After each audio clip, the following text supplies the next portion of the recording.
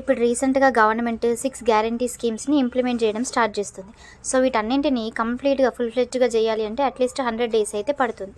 అయితే ఇప్పుడు ఏంటంటే కొత్తగా రేషన్ కార్డ్స్ ఎవరైతే అప్లికేషన్ చేసుకోవాలనుకుంటున్నారో సో వాళ్ళందరికీ కూడా అవకాశం కల్పిస్తున్నట్లు అండ్ ఈ ప్రక్రియని డిసెంబర్ 28 నుంచి చేస్తున్నట్లయితే వీళ్ళు తెలియజేశారు.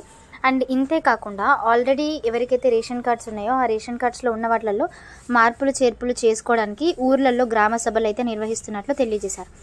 ఇది కాకుండా ఇంకొకటి ఏంటంటే ఎవరికైతే పెన్షన్స్ రాని వాళ్ళు ఉన్నారో అండ్ ఒకవేళ హౌస్ శాంక్షన్ కాని వాళ్ళు రేషన్ కార్డులలో కూడా కార్డ్స్ ఉంటాయి, పింక్ కార్డ్ అని వైట్ కార్డ్. దీంట్లో ఒకవేళ మీరు ఏదైనా చేంజెస్ చేసుకోవాలన్నా ప్రతి దాంట్లో కూడా గ్రామ సభలు కండక్ట్ చేస్తారు అండ్ వాటి ద్వారా అయితే చర్యలు తీసుకున్నట్లయితే తెలియజేశారు.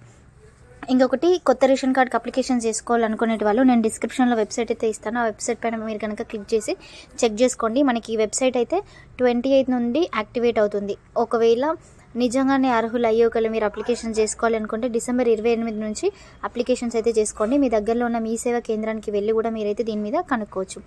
ఇంకా నెక్స్ట్ వచ్చేసరికి మనకి ఇంటర్మీడియట్కి సంబంధించిన ఎగ్జామినేషన్ షెడ్యూల్ అయితే రిలీజ్ చేయడం జరిగింది. ఈ టైం టేబుల్ కనుక మనం చూసుకున్నట్లయితే ఫిబ్రవరి 28 నుంచే ఎగ్జామినేషన్స్ అయితే జరగనున్నట్లు తెలియజేశారు. 10th పరీక్షలకి కూడా మనకి ఆల్రెడీ ప్రపోజల్స్ అయితే నడుస్తున్నాయి అండ్ ఒకవేళ దీనికి కూడా డేట్స్ కనుక వస్తే ఇవి దగ్గరనే ఉండే అవకాశం అయితే ఉంది. అండ్ ఈ ఏడాది ఇంటర్మీడియట్ బోర్డు ఏదైతే ఉందో అధికారులు 2 రకాల ప్రతిపాదనలు అయితే తీసుకురావడం జరిగింది. ఒకవేళ ఫిబ్రవరి 28 నుంచి ప్రారంభించాలి అని అనుకుంటున్నారు, లేదు అంటే మార్చి 1 నుండి మనకి ఎగ్జామినేషన్స్ అయితే స్టార్ట్ అవ్వడం జరుగుతుంది.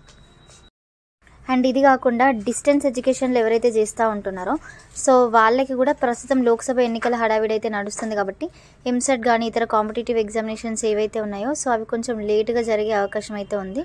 28 నుంచి మార్చి 16 వరకు నిర్వహించే అవకాశం అయితే కనిపిస్తుంది.